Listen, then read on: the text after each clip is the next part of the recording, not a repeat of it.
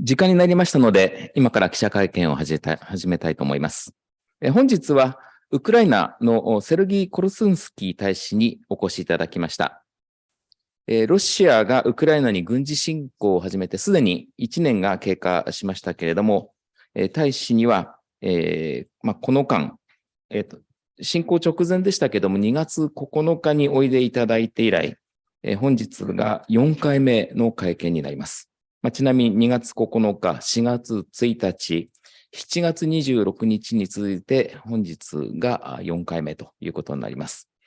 軍事侵攻から1年が経過した現状、今、現地は非常に緊迫していまして、特にウクライナ東部の攻防が非常に厳しくなっております。そして今年は日本が G7 の議長国を務めています。5月には広島でサミットが開催されるわけですけれども、G7 をはじめ国際社会への期待などについてお伺いできるものと考えております。この会見は英語と日本語の逐次通訳で行います。コルスンスキー大使には逐次通訳込みで30分ほどお話をいただいた後、皆さんからの質問にお答えいただきます。質問は英語あるいは日本語でお願いいたします。会場とオンラインの双方からお受けいたします。オンラインの質問は2つの方法があります。ご自分のお声で直接質問したい方は、画面の下の方にある手のマークのボタンを押してください。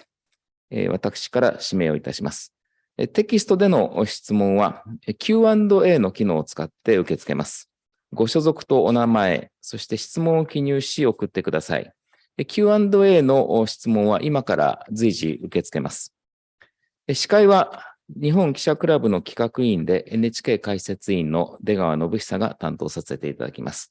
そして通訳はサイマルインターナショナルの池田薫さんにお願いしております。では大使お願いいたします。So time has come. So let us begin. Today we have a guest who is Ambassador Sergei Korsunsky from Ukraine to Japan. And it's been 1 year since Russia had started its military aggression against Ukraine. And Ambassador have been here. This is the fourth time that he be here with us at the press club because he was here, first of all, right before the beginning of the invasion back in February the 9th. And he has been here in addition to that on the April the 1st as well as July the 26th. And this is the fourth time he is here. 1 year after, the tension is rising still, and the fighting is becoming much more intensified, particularly in the eastern part of the Ukraine. And this year, Japan will serve as a G7 presidency, and in May, Hiroshima summit is going to be hosted by Japan. So I would like to ask Ambassador what kind of expectations he has on G7 as well as on the international community. The press conference will be conducted in both English and Japanese, and I would like to ask Ambassador to speak for the first half an hour, inclusive of the consecutive interpreter's time. Then be ready to receive your questions. And you can ask your questions either in Japanese or English, and it's hybrid, so you can ask questions directly from this room or via online. And there are two methods through which you can ask your question through online. If you like to direct ask question, then please click the raise your hand button down below on your screen, and I will designate you so you can ask a question. And also, if you like to ask a question through text, you can do so as well. You will be accepted through Q&A function, so you can post your name and the question in the screen in terms of the text, and you can send us. And we are ready to receive the posting of the question right after this. I'm the MC for you today. I'm the member of the planning committee of the club as well as a commentator from NHK, Degawa Nobuhisa. And today's interpreter is Ms. Ikeda Kaoru from Saimon International. Now, would you like to take over, yes. Ambassador? Good morning. It's truly, again, a pleasure and honor to meet with you today again. And I would like to begin with a short PowerPoint, bringing to you our view on what happened after 1 year. 皆様おはようございます。またこちらに伺えてとても嬉しく存じております。パワポ持ってまいりましたので、1年間どういうことが起こったのかご報告させていただきます。81, that's a number of Russian missiles of different kinds attacked on Ukraine during last night. 81. That's what we do, what they do all the time. Next time. 81っていう数字なんですが、これは昨晩一晩だけでロシアが撃ち込んできたいろんなタイプのミサイルの数を示しているんです。実に一晩で81発ということで、こんなことが常時ロシア側で起こっているんです。常に攻撃されています。That's map of Ukraine, and you see that almost all territory of Ukraine was covered with attacks. So being not able to win military against our army, specifically in Donbass, where is the most fires fighting is going on, they attack civilian infrastructure everywhere. And red, this is where missiles hit the ground and cause death of the people. Next. で、これがウクライナの地図なんですけれども、ほとんどウクライナ全土域にわたって攻撃対象になっているっていう現状であります。で、ドンバス地域が最も激しい戦闘地域ということになっておりますけれども、もう全国各地で民間施設が標的になって攻撃されているということです。赤印がついたところはミサイルが陸上に着弾したところを示しておりまして、当然死者が出ております。This family in Zaporizhia, he was killed with 8-month baby. That's what they do. That's against whom they fire their missiles. As I said, being not able to move our forces even in one city of Bakhmut, you know, for several months, we already killed 30,000 of Wagner and Russian elite forces there. They attack those civilians, and this is endless. Next. で、ここに写っている家族の写真なんだけれども、ザポリジャで殺されてしまった家族の写真ということです。8ヶ月の赤ちゃんがいたのにということで、このようなこと毎日、ロシア側がミサイルを使って攻撃しているということです。バフムトでも本当に激しい戦闘があります。3万人強ワグネル側といったようなことで、いろいろあちら側ももちろん犠牲者出ておりますけれども、毎日のように民間施設がやられているという現状です。Those maps from Institute of Study of War, you can trust them. That's a picture of what is going on right now. This is occupied part of Ukraine, which Putin claims as already incorporated into the Russian Federation. Of course, it was illegal. It is not accepted. It will not be accepted. And this territory will be liberated, 100%. We are now at the stage of preparing for counteroffense. We are training our forces. We are receiving each day more and more modern equipment from our partners from the West to make several new brigades ready to counteroffense. これがウクライナの占領地域ということで、プーチンに言わせると、もうこれはすべてロシア連邦の方に組み込まれてしまったというふうに宣言しておりますけれども、そんなことはありえない。これは不法行為であり、絶対容認できないということであります。100% 我が軍の力で解放、これからしていくということであります。反撃にわたって、現在着々と我が方、準備をしているんです。兵隊も訓練しておりますし、毎日のように西側のパートナーから近代装備が着々と我が国の方に入っているということでありますし、新しい旅団もいくつも今編成しているところであります。In eastern part of Ukraine, that is the place where now the most intensive fighting is happening.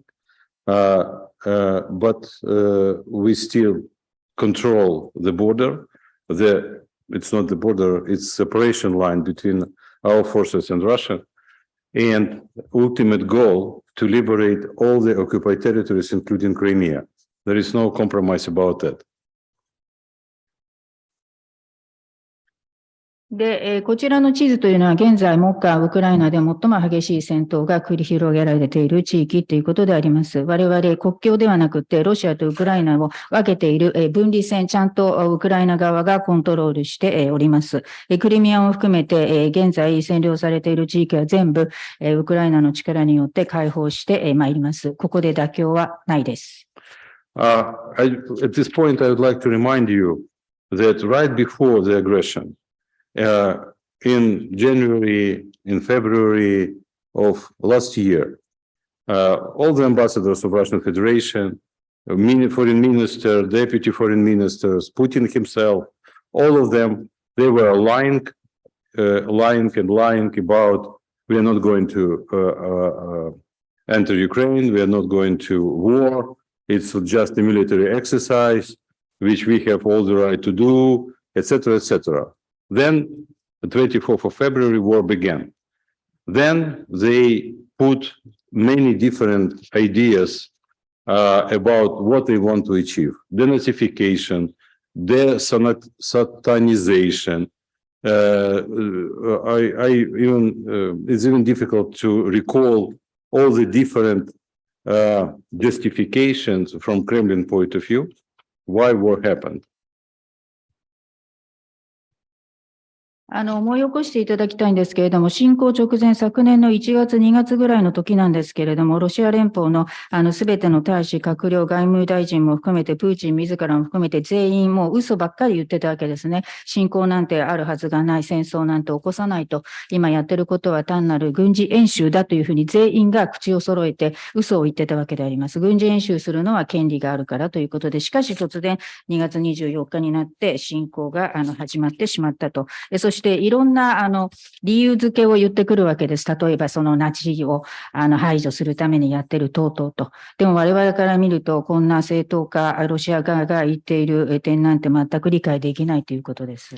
The latest tactic to intimidate civilian population that they think will uprise against President Zelensky, and I would like to stress none of the goals stated by Putin and his gang did not happen. They were not achieved. Next. で、よくウクライナ側の民間人側もゼレンスキー氏に対して反乱を起こすんじゃないかといったような噂ももちろんロシア側が出しているわけであります。いろんなことを相手方は言っているけれども、プーチンが言っていることを実現した試しがないわけです。Completely opposite. If in January last year, only 56% of Ukrainians were sure that we can win over Russia, today 95% of Ukrainians sure we can win. Because if before war, we remember Russian army was considered as number 2 in the world, now we see this is neither second army in the world, neither an army. This is a bunch of bandits, war criminals, rapers, looters. It's not an army, and we can win, and we will win.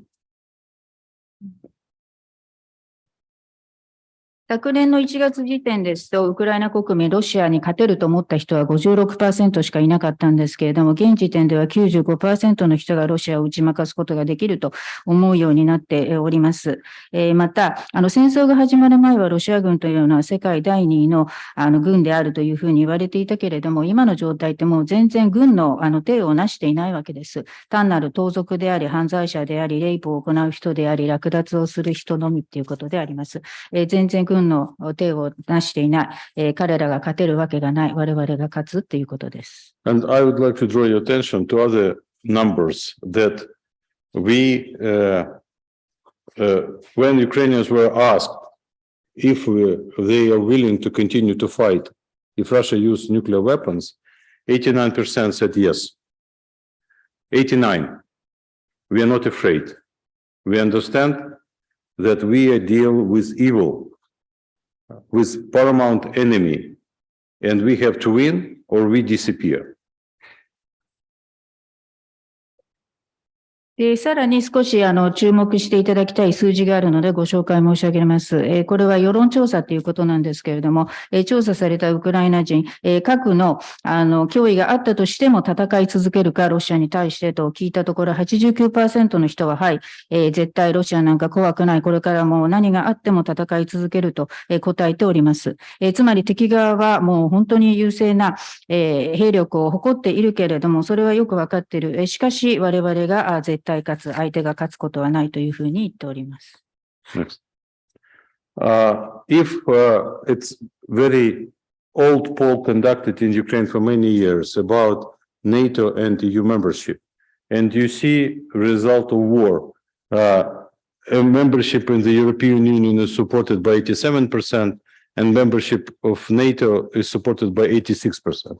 If you look carefully about those numbers since much earlier period, 2014, number were half of that.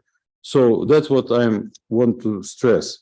The more they assault Ukraine, the more Ukrainians resolve to fight and to join European or transatlantic institutions. で、NATO に入りたいと思っているウクライナ人はどのくらいいるかという統計数値でございますけれども、戦争が起こってしまったので、今や EU 加盟賛成 70%、NATO 加盟賛成 86% になっています。ちなみに2014年現在のところは半分だったんですね、こういった支持率というのが。毎日毎日ウクライナがロシアに攻撃されればされるほど、ウクライナ人の決意は固くなる。もう絶対 EU および NATO に加盟をするというふうに決意固くなっています。And as it was rightfully said by Prime Minister Kishida, what is happening in Ukraine today could happen in Asia tomorrow. So for me, it was for this year, it was very important to follow polls conducted in Japan about attitude of Japanese population to this war. And those numbers, they are as well very revealing that now 84% of Japan does not feel that Russia is friend, that Russia is normal. And this is a strike increase compared to previous data. That means that because of your hard work, because of proper information brought to Japan, very honest, I would say, information, people in Japan, they understand now very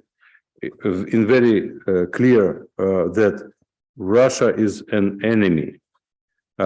Minimum is not a friend. 岸田総理もおっしゃっておられます。今日のウクライナは明日のアジアだと。で、今年日本人対象に世論調査が行われております。ウクライナの戦争をどう見るかと聞いてみましたら、明らかに 84% の答えた人は、ロシアは普通の国ではない、ロシアは友好国ではないというふうに答えております。これは前回の世論調査に比べてかなり数字的には急増ということなんですね。この間もちろん日本が勤勉にあられたということと、適切な情報が着々と日本側に寄せられたので、こういった結果が出たんだというふうに思っています。今や日本国民の方はロシアは敵だと、少なくとももう友好国とは呼べないというふうにはっきりと理解が深まっております。Even more important that by polls conducted by Nikkei, 61% of Japanese supported sanctions against Russia, and 66%, stunning number, support sanctions if even those sanctions will have effect on their private lives. This is really outstanding, and I would like to thank every citizen of Japan for understanding. We did not begin this war. We don't want this war. We want peace. But we fight for our existence. And the more support we receive, the quicker victory will come, the less suffering for all nations around the globe will be as outcome of this war.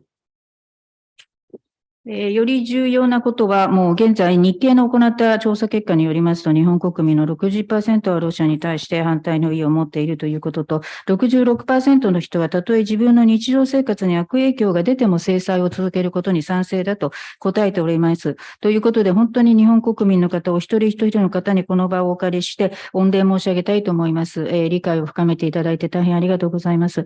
ウクライナが始めた戦争ではないんです。我々は戦うことは望んでない、平和を望んでいるわけです。しかし、存立をかけて戦っているということであります。支援が早めに我が国に届けば届くほど、苦しみの期間が全世界中の中で短縮されるということであり、勝つ時期も早まるということであります。Human side of this war, human suffering of this war, could be characterized by those two figures. That's from official website of United Nations Commission, High Commissioner for Refugees. So more than 8 million of Ukrainians had to leave Ukraine, mostly to Europe, to United States, Canada. More than 2,300 were received by Japan, and not just received, but assisted in their lives. And some of them returned already, but this is something you can see, and almost 5 million internally displaced people inside Ukraine. 人間がどのくらい苦しんでいるのかということを2つの数字を持って示してみたいと思います。これは国連難民高等弁務官事務所が出している数字なんですけれども、もうすでに800万人以上のウクライナ人が祖国を後にせざるを得なかった避難民、難民になっているということです。大体避難先というのはほとんどはヨーロッパ、アメリカ、カナダということになっておりますけれども、2300人以上は日本が受け入れてくださっているわけです。受け入れてくださるばかりではなくって、ちゃんと生活支援もいただいているということで、一部も帰還している人もいるんですけれども、それでももうすでに国内避難民の数ということになると、ウクライナだけで500万人以上になっております。But what is interesting as well, I don't know whether you saw those data, that's where grateful Russians fled the country. So they first elected Putin for 20 years, keep him in power, and now they were leaving Russia after mobilization to different countries. Amazing, simply amazing. You don't see China here. So best friends with no boundaries, with no limits in friendship, not in single Russian went to China. さらにこのデータ、ご覧いただきたいんですけれども、ロシア人がロシアをどういうふうに今評価しているかということなんです。プーチン氏が権力の座についた、選ばれてもう20年経っていると。で、動員令がかかってしまったので、これは大変ということで、ロシア人がいろんな外国にもう避難する、もしくは、移動しているわけなんです。でも、一人たりともロシア人、中国には移動してないんですね。ロシアと中国っていうのも今やもうベストな友好国同士、協力にはもう無制限だというふうに言った国です。しかし、一人もロシアから中国に移動はしておりません。So in our case, almost 97% of those who left Ukraine, women and children, those are men who don't want to be drafted into Russian army. Around 1 million of them. 大体ウクライナを後にしているような避難民の人たちっていうのは 99% 女性また子供であるということなんですけれども、もう100万人ぐらいロシアではもう男性が徴兵にされたくないということで国を後にしているといったような状況になっています。And this list of most sanctioned countries in the world, that's all the friends of Russia. It's amazing to see how they stick together. So, as you know, the most close cooperation, military cooperation with Iran, North Korea, of course, Syria, Belarus, Myanmar, probably sanctions not just because of Russia, but for its own merit, and as Venezuela. But first 5, this is an axis of evil, which is now Russia tried to present as global majority of world power which stands against imperialist West.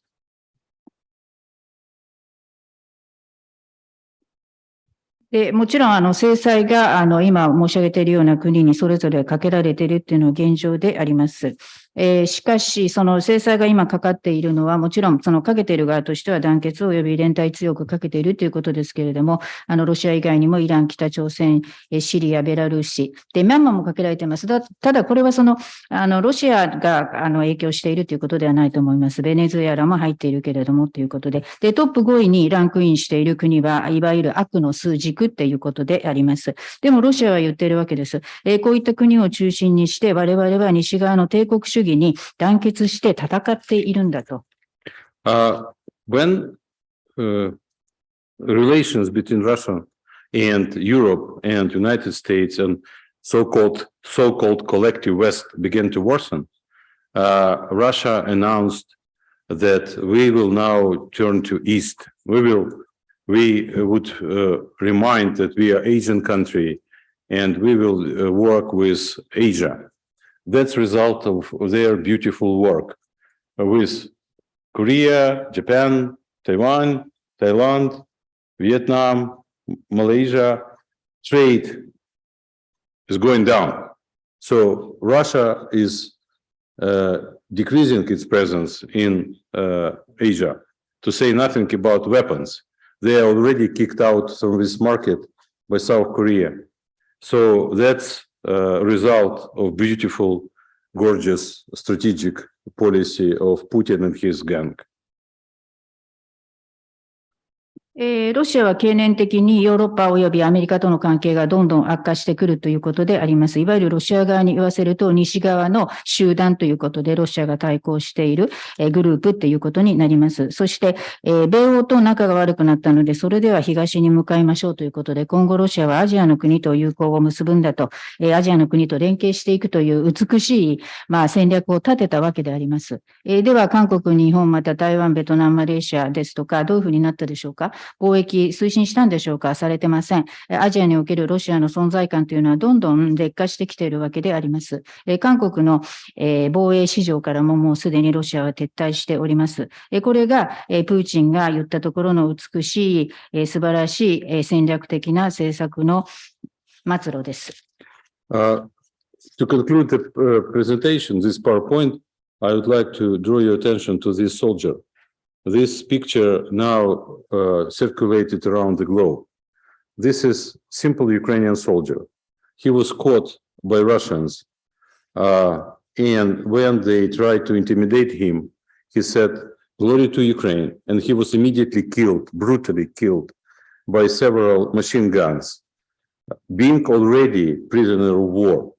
This is one of the many examples of tens of thousands of war crimes committed by Russia, but that was specifically brutal. They are that stupid that they record themselves this brutal killing and put it on the Facebook and Telegram, etc., so that everyone could see their crime. So this is one of the examples of Ukrainian resilience. こちらの写真ご覧ください。これがそろそろ私のパワポプレゼンの最後にあたるところに入ってきたんですけれども、これは世界中で駆け巡ったウクライナの兵士を巡る写真です。この人本当に普通の兵士だったんですね。ロシア軍に捕まりまして脅しを受けました。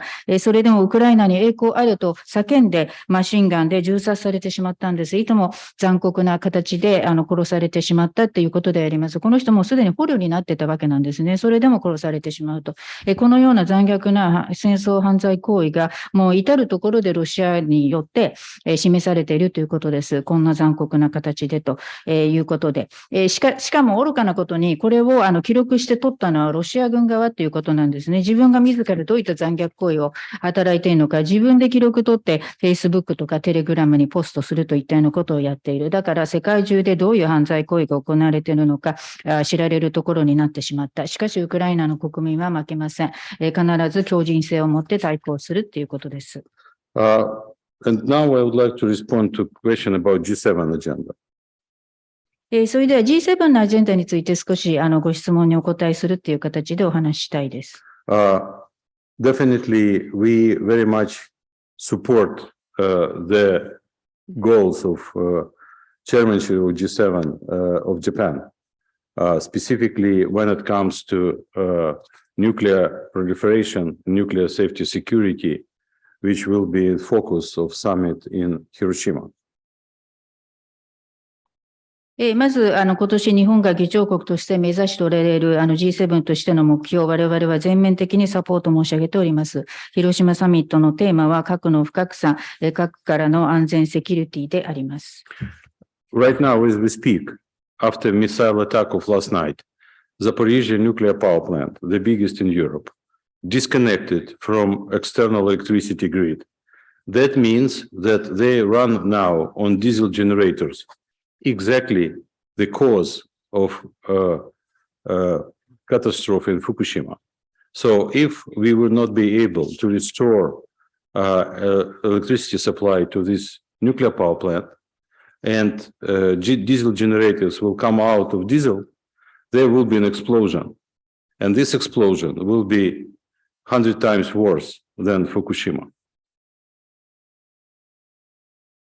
で、昨晩のミサイル攻撃を受けた結果、ザポリジャにあるヨーロッパ最大の原発がもう今や外部の送電網とつながらなくなってしまった、切断されてしまった状態になってしまいました。今はディーゼルの自家発電を使ってしのいでいるということでありますけれども、これは福島を彷彿とさせるわけです。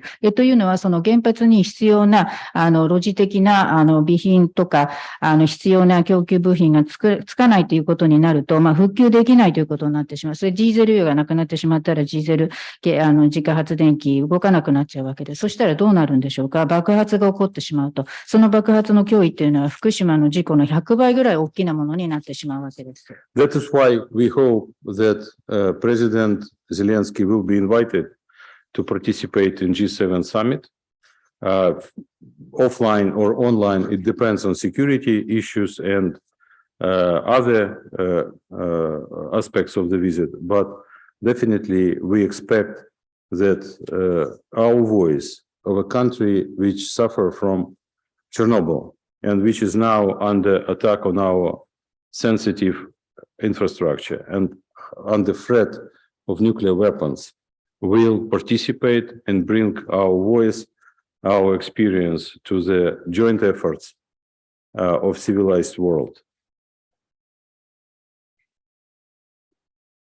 ということで、ゼレンスキー大統領 G7 サミットをご招待を受けているということで、オフラインなのかオンラインになるのか、警備の状況にもよるということで、まだ定かなことは決まってないんですけれども、我が国チェルノブイリの経験もあった今や、非常にセンシティブな形で核の脅しも受けている状態でございますので、ぜひ参加させていただいて、ウクライナとしての声、そして経験を文明国と一緒にシェアさせていただければと思っております。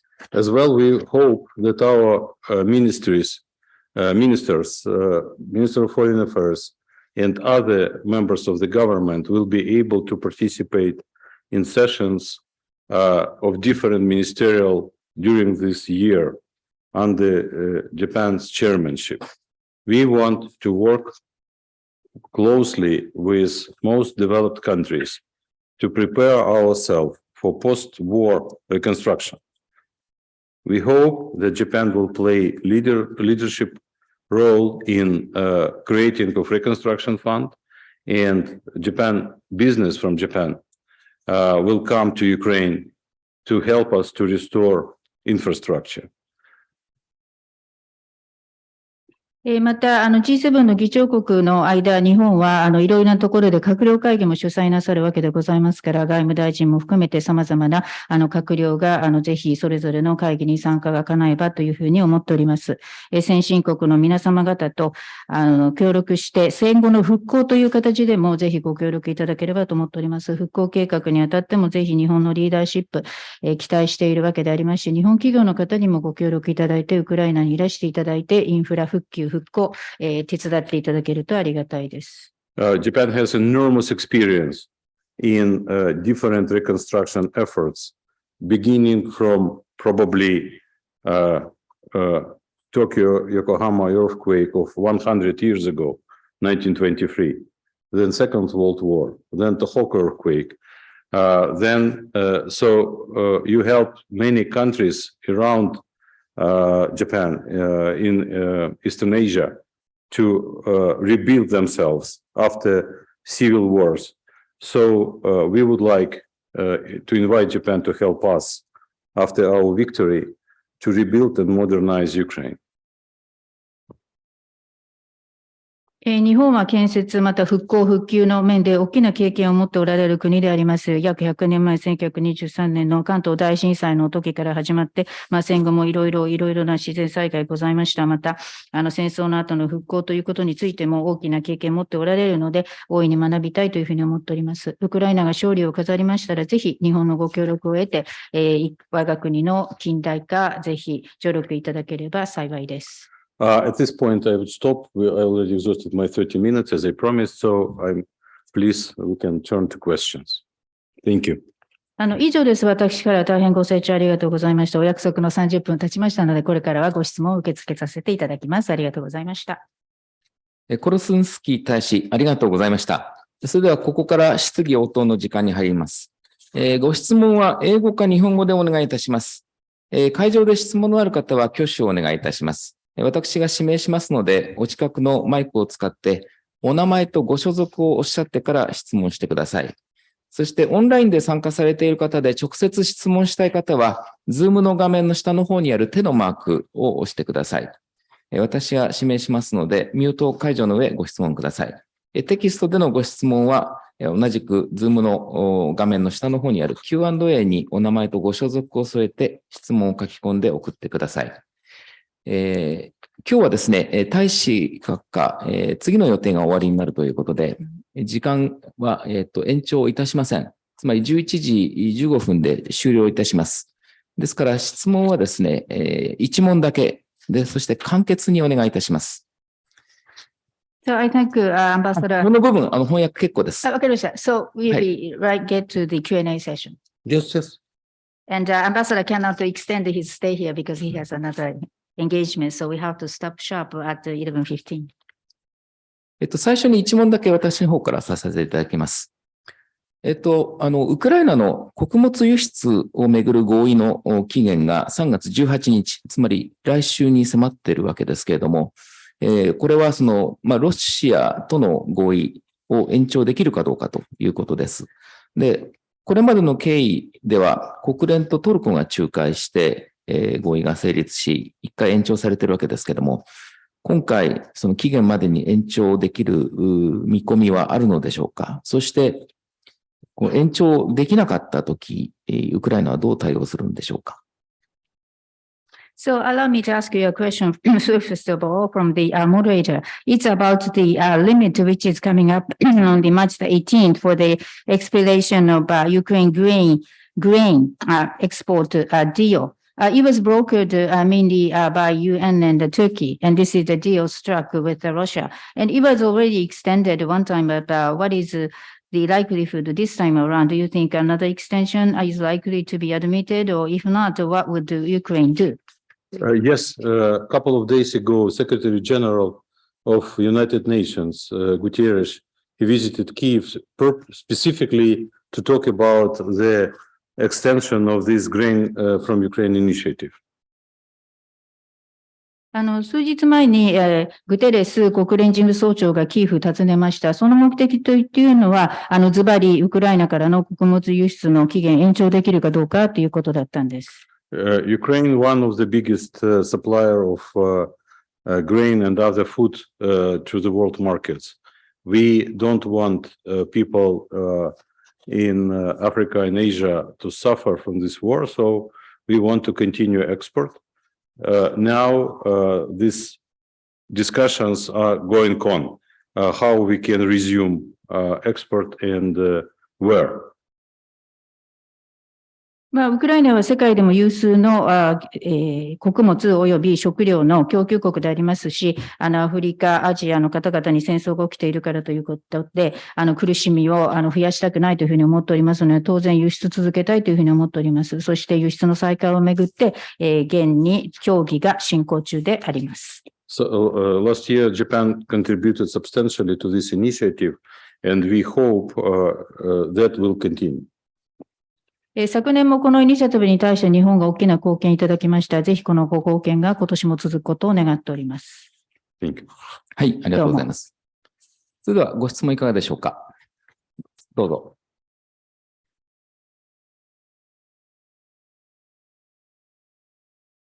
Thank you so much. I'm Kanehira from TBS. I'm asking about a question about the nuclear plant in the battleground in your country. Tomorrow, the March 11th, will be the 12th anniversary of the Fukushima Daiichi nuclear plant disaster. I feel the two citizens of the two countries should be able to share the fear that Russia might be a nuclear weapon in the upcoming war. Can you deliver any message to the people living in Fukushima? Thank you. My first visit to Japan was in 2016, and the purpose that's exactly governmental delegation from Ukraine to visit Fukushima. I've been at the station, at the reactor, so inside I saw everything, water, so I understand very deeply what is going on. We signed, at that time, we signed an agreement with JICA for a project, Fukushima Chernobyl. TBS の金平です。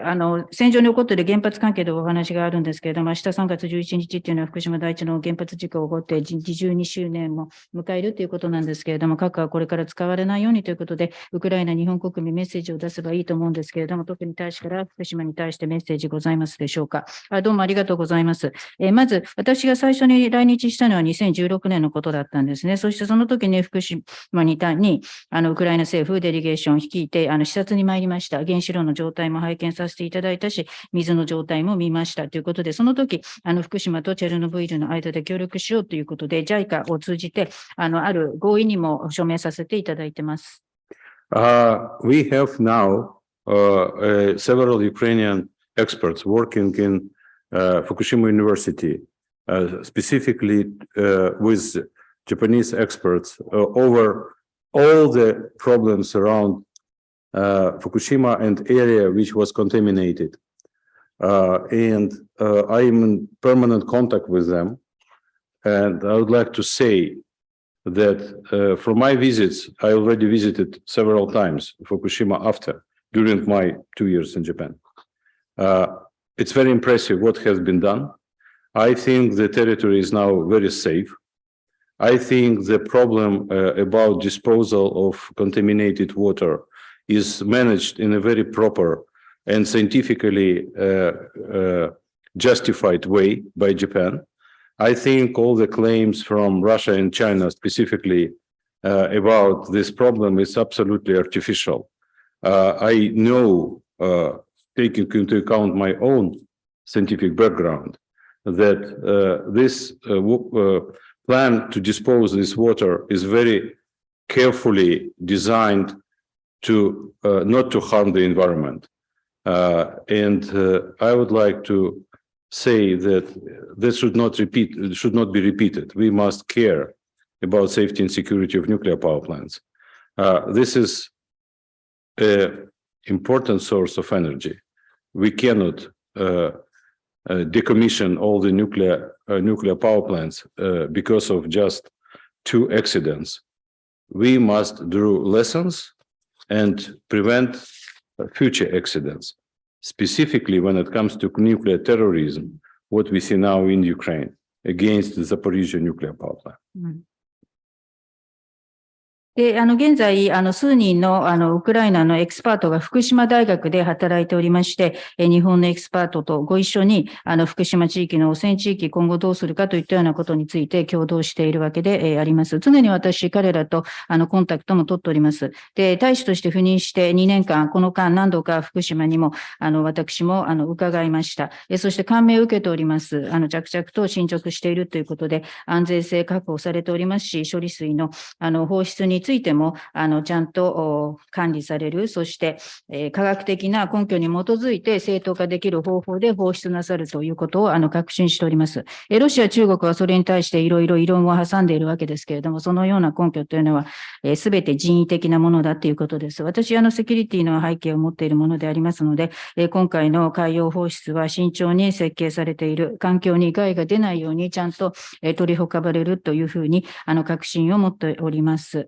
そして、もちろん、福島のような事故は二度と起こしてはならないと、安全安心絶対確保しなくちゃいけないということです。しかし、原子力エネルギーというのは重要なエネルギー源の一つでございますので、2回事故があったからといって、それを根拠に全てある原発を廃炉にするということにはならないというふうに思います。それよりも今までの事故から教訓を学んで二度と起こさないように予防措置を講じるということです。で、現在、ウクライナの施設っていうのは核テロにさらされているわけであって、もちろんこれに対しても断固歯止めをかけていかなくちゃいけません。Thank you. はい。それではどうぞ。Thank you, Mr. Ambassador. My name is Hiroki Sugita. I'm with the Kyodo News. And I'd like to ask you about the military assistance from the foreign countries, including the US or West, then maybe Japan. Would you, do you think that Japan should provide or deliver ammunition or other lethal kinds of the weapons to Ukraine? Because we know that Ukrainian people and the government are criticizing the overseas foreign countries that their supply of the weapons are too little and too late, such as Mr. Biden's comment on the F-16 fighting possible proposition to Ukraine, and he said it's no, he doesn't consider that's the right option. But what do you think that Japan's possible delivery of the lethal weapons to Ukraine? Thank you. We ask for this kind of assistance because it's very plain and simple. We cannot produce the necessary amount of weapons ourselves. And that is why we are very grateful for every support on this side. Definitely, if Japan would be willing to do so, F2 will be excellent contribution to our efforts to fight against Russians. At the same time, we respect the Constitution of Japan and what is the rules of the government and the principles how Japan operates in this area. So you ask should.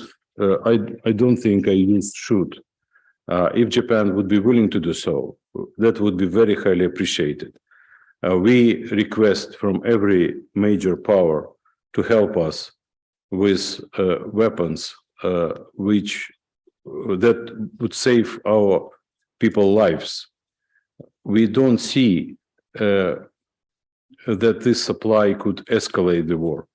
The stronger Ukrainian army is, the quicker war will end.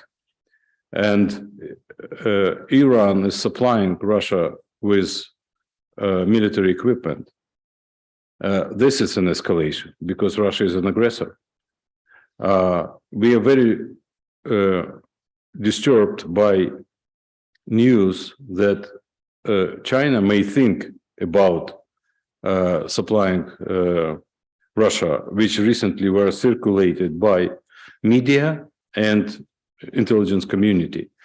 I don't think this is in the interest of China. In the interest of China to achieve peace as soon as possible, and they can help from this point of view. So when it comes to Japan, we work very carefully with the government with full understanding of constraints which exists, but at the same time, we hope that if such a decision will be taken, it will be very important for us. 共同の杉田です。アメリカ、日本と外国からの軍事支援についての質問なんですけれども、日本は弾薬ですとか殺傷力を持つような兵器、供与すべきだというふうに大使はお考えでしょうか。ウクライナ国民、また政府は、もちろん武器の供与してもらってるけれども、諸外国からでもトゥーリトル、トゥーレイトっていうことで結構批判の声があると思うんです。バイデン大統領に対しても F16 供与してほしいとリクエストしたけれども、それはできないとおっしゃったということで、この件についてどうでしょうか。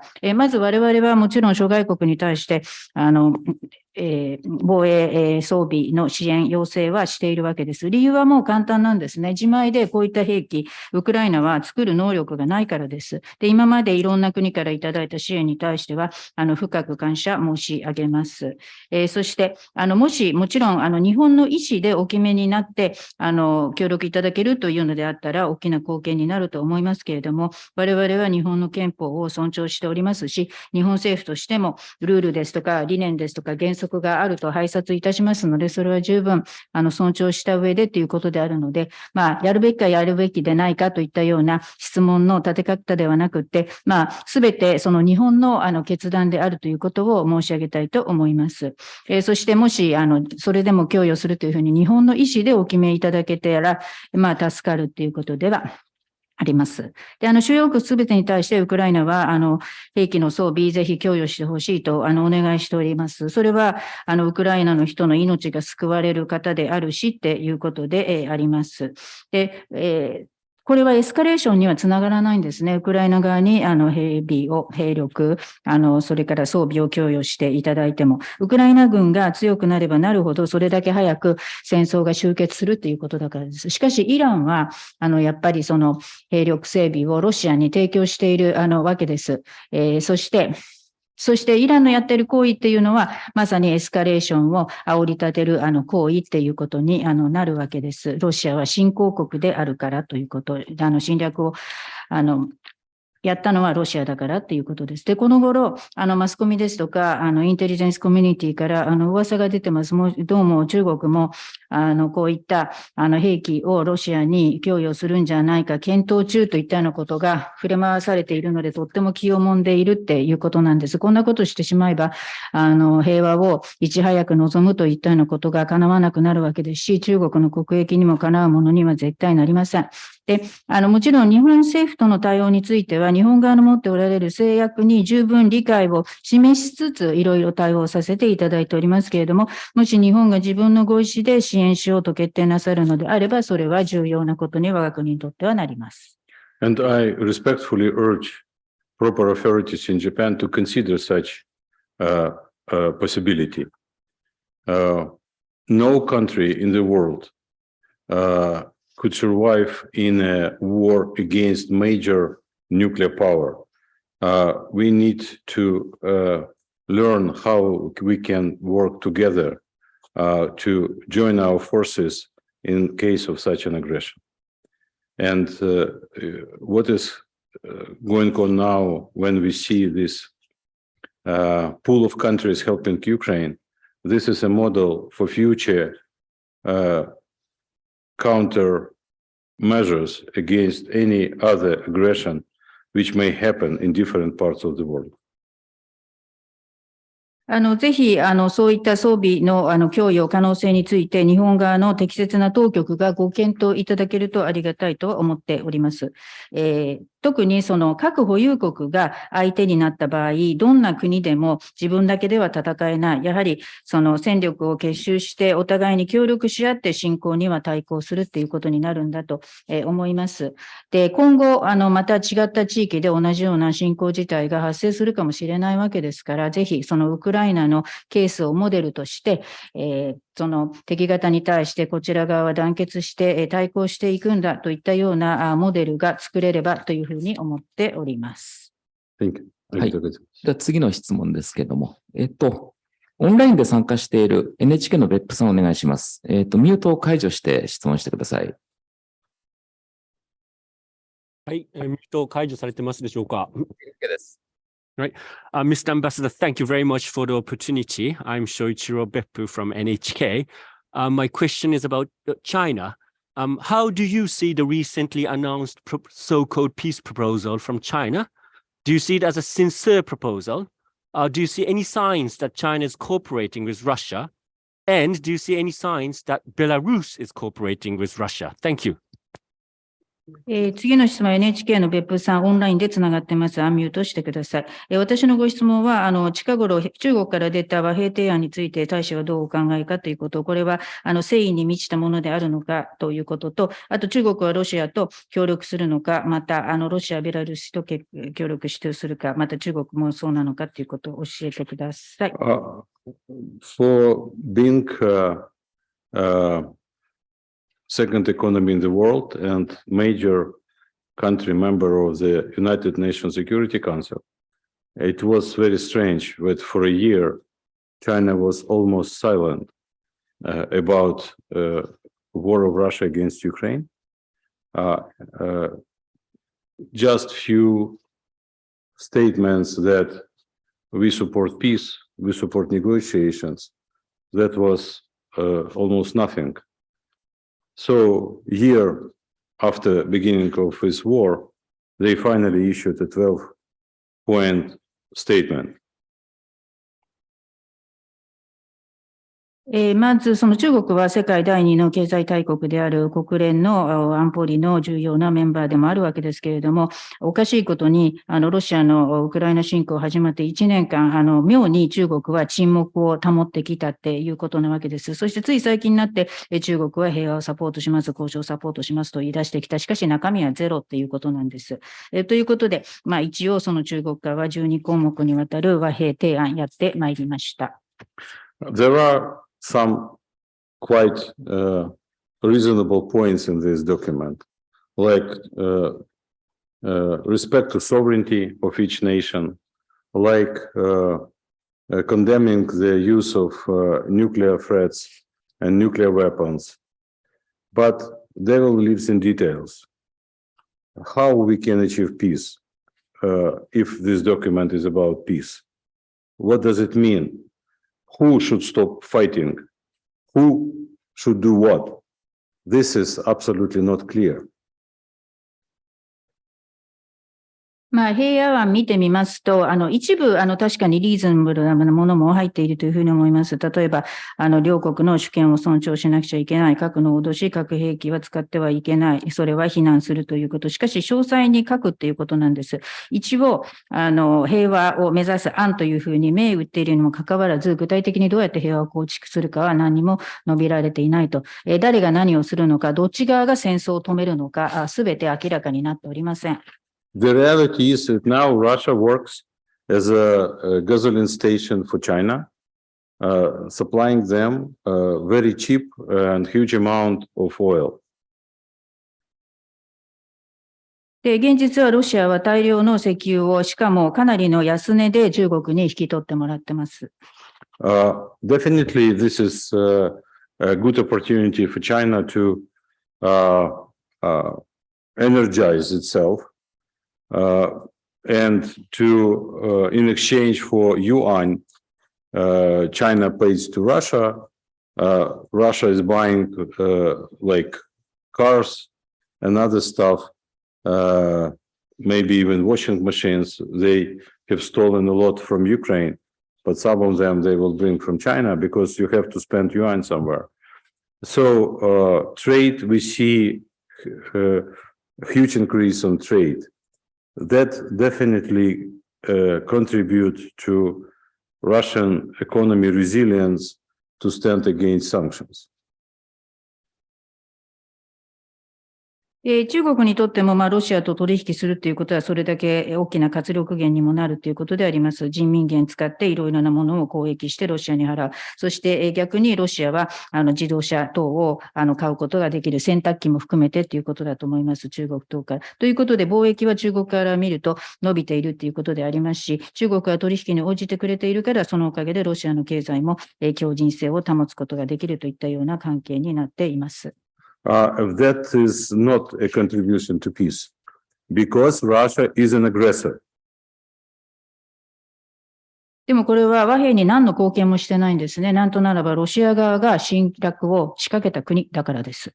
In recent press conference, the Foreign Minister of China compare supply of possible supply of weapons from China to Russia with support from United States to Taiwan.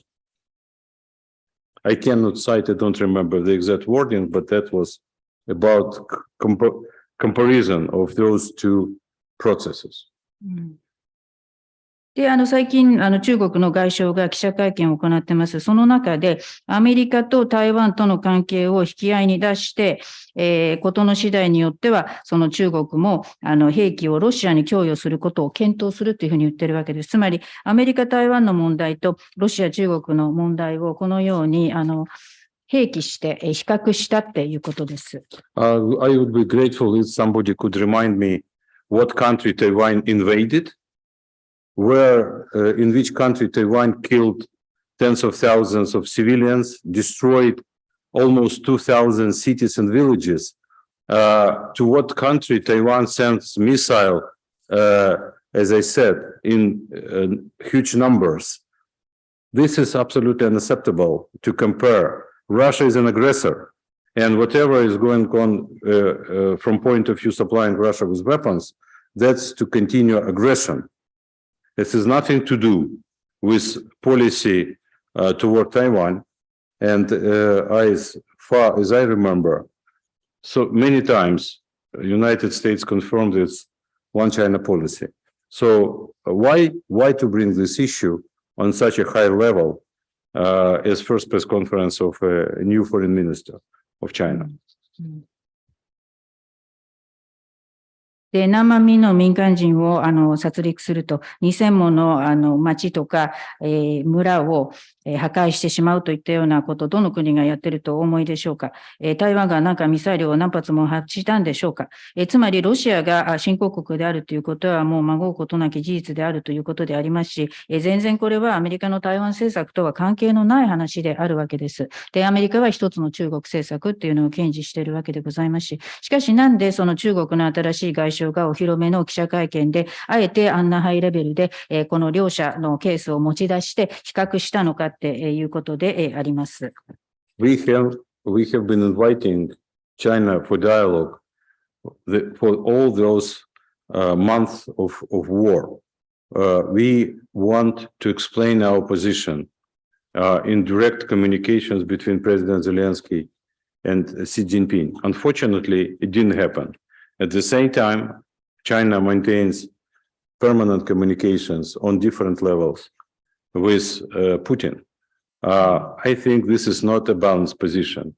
If China says that they would like to support peace and negotiations, it is absolutely necessary to talk to both sides, even to go to Ukraine, to see what Russia did, to whom, why, and clearly have a picture, not from Russian propaganda, which is very strong, specifically in China, but with their own eyes.